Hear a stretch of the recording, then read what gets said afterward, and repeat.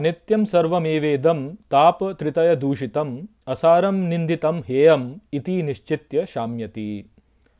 नमस्कार मित्रों। ये जो श्लोक है ये अष्टावक्र गीता के 9वें अध्याय का तीसरा श्लोक है, जिसे हम आज गहराई से समझेंगे। तो आइए सबसे पहले इसके अर्थ को समझते हैं। तो जो श्लोक है वो कहता है, अनित्यम सर्वमेवेदम, अर्थात अनित्य है सब, निश्चित ही यहाँ। ताप त्रितय दूषितम, अर्थात तीन प्रकार के ताप से दूषित। असारम निंदितम हेयम, अर्थात असार, निंदित, त्याज्य। इति निश्चित्य शाम्यति, अर्थात ऐसे निश्चय द्वारा शांत हो जाता है। तो यहाँ पर अष्टावक्र जनक महाराज से कहते हैं कि अनित्य है सब यहाँ, निश्चित ही, और सब कुछ यहाँ पर तीन प्रकार के तपों से दूषित है। और ये जो संसार है इसमें वास्तव में कोई सार नहीं है, ये निंदित है और ये त्याज्य है। तो इस प्रकार का यदि आप निश्चय कर लें तो फिर आपके लिए ये जो संसार है वह शांत हो जाता है। तो यहाँ पर हमको यह ही बताया जा रहा है कि ये जो संसार है वास्तव में ये हमारे किसी काम का है नहीं। वास्तव में ये तो अनित्य है, इसमें कुछ भी यहाँ पर ऐसा नहीं है जो कि सार से भरा हुआ हो। अर्थात सार से भरा हुआ माना जाए जिसमें कुछ ऐसा हो जिसको कि आप बोले कि अच्छा ये इसमें है, इसमें कोई सब्सटेंस है। जैसे कहते हैं ना कि भाई कोई सब्सटेंस है, कोई कुछ है तुम्हारे अंदर, या कुछ भी नहीं है। तो इसमें वास्तव में कोई सब्सटेंस है ही नहीं, ये केवल ऐसे ही बस कुछ भी प्रोजेक्शन है, आप ऐसे समझ लीजिए इसको। जैसे पर्दे पर हम फिल्म चलाते हैं तो वहाँ पे जो उसमें जो घटना हो रही है वो वास्तव में हो थोड़ी रही हो, तो केवल हमको दिख रही है, तो केवल एक प्रोजेक्शन है वो।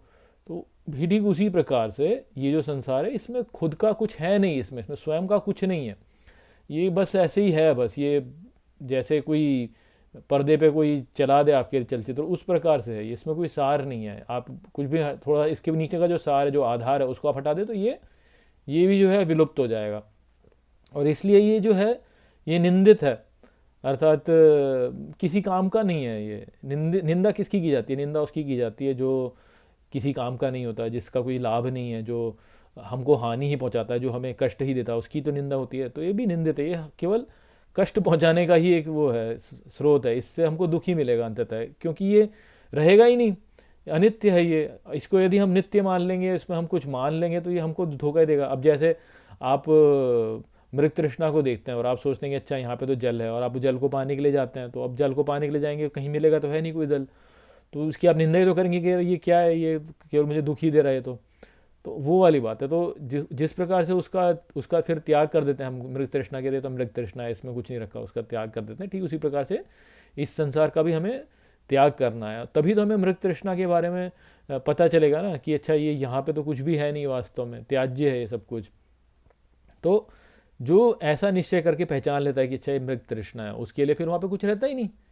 जब मृग तृष्णा दिखती है आपको लगता है अच्छा यहाँ पे जल है, परंतु यदि आप ये जान लें कि ये तो मृग तृष्णा है तो फिर वहाँ पे कोई जल है नहीं आपके लिए। तो ठीक उसी प्रकार से ये जो संसार है, जो देख लेता है कि अच्छा यहाँ पे कुछ है नहीं, इसमें कोई सार नहीं है, इसमें कुछ भी नित्य नहीं है, थोड़ी सी देर के लिए आता है चला जाता है, और इसमें कुछ है नहीं ऐसा, कभी ऊपर कभी नीचे, कभी ऊपर कभी नीचे, ऐसा हो जाता है।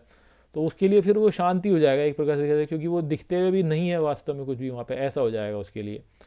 तो वो यहाँ पे बताया गया, और ये बोला गया कि तीन प्रकार के ताप से दूषित है ये वास्तव में। और जो बात ठीक भी है कि यहाँ पे इस संसार में यदि आप जाएँ तो तीन प्रकार के ताप जो बोले जाते हैं वो क्या है? वो है सात्विक ताप, राजसिक ताप और तामसिक तप।